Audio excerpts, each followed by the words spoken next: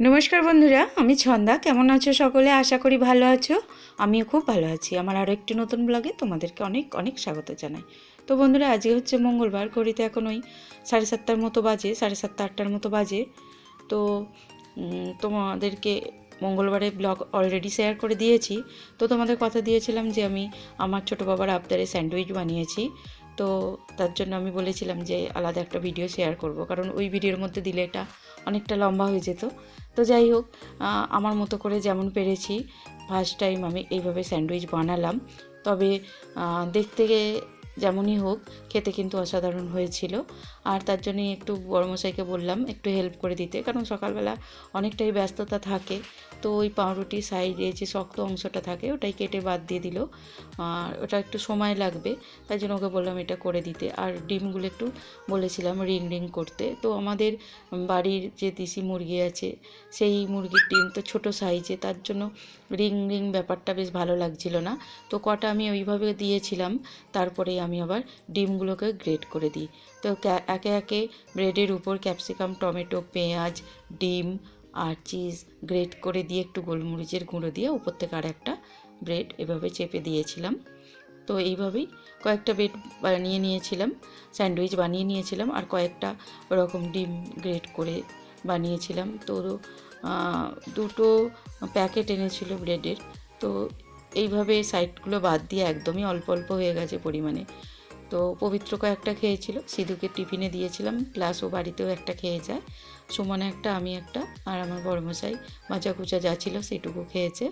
আর আমার শাশুড়ি মার তো হয়নি, তো শাশুড়ি মার জন্য দুটো রেখে দিয়েছিলাম এমনি বেড, কারণ মা তো ডিম খাবে না। তো পবিত্র আবার চাইলো বলে মা বললো দিয়ে দাও, অসুবিধা নেই, আমি পরে খাবো।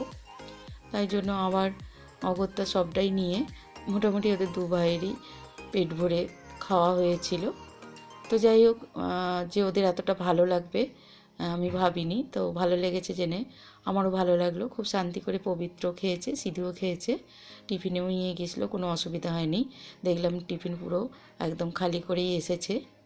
তো এইভাবে বাচ্চাদের জন্য বানিয়ে দিলে হেলদিও, কারণ ডিম আছে, একটু সবজিও আছে। আর বাচ্চারা তো এমনিতে সবজি খেতে চায় না, তো এইভাবে বানিয়ে দিলে খুবই ভালো লাগবে। আর কড়াইয়ের মধ্যে একটুখানি বাটার ব্রাশ করে দিয়ে এপিট ওপিট সেঁকে নিয়েছিলাম, দিয়ে স্যান্ডউইচের আকারে কেটে নিয়েছিলাম। আর যার যেমন পছন্দ কেটে নেবে, না কাটলেও চলবে। তো এইভাবেই আমি আজ এই স্যান্ডউইচ বানানো আবিষ্কার করলাম নিজের মতো করে আর কি। তো আমি একটু লঙ্কা কুচিয়ে নিয়েছিলাম যদি লাগে, কিন্তু গোলমরিচ দিয়েছিলাম বলে বাচ্চাদের স্যান্ডউইচগুলোতে আমি আর লঙ্কা দিইনি। তো বড়রা খেলে দিতে পারা যায়, অসুবিধা নেই, একটু ঝাল ঝাল ভালোই লাগবে। তো এইভাবে সমস্তটা রেডি করে ওদেরকে দিলাম, টিফিনেও দিলাম। আর ভালোই লাগলো বানাতেও।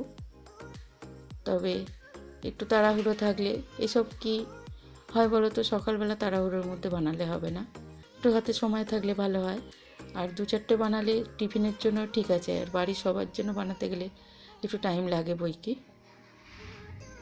তো যাই হোক বন্ধুরা, আজকের মতো আমি ব্লগটা এখানেই শেষ করলাম।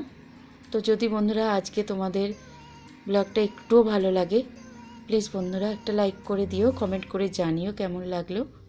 আর অবশ্যই তোমরা বাড়িতে এটা ট্রাই করো, ভালো লাগবে আশা করছি।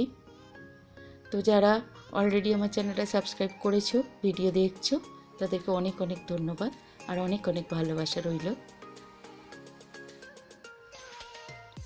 তোমাদের সাপোর্ট আমাকে আগামীতে এগিয়ে যেতে সাহায্য করবে, তাই তোমাদের একটু সাপোর্ট চাই।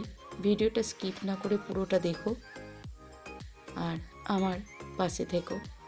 সকলে সুস্থ থেকো, ভালো থেকো। দেখা হচ্ছে তোমাদের সাথে খুব শীঘ্রই নতুন আরও একটা ব্লগে। ততক্ষণের জন্য টাটা।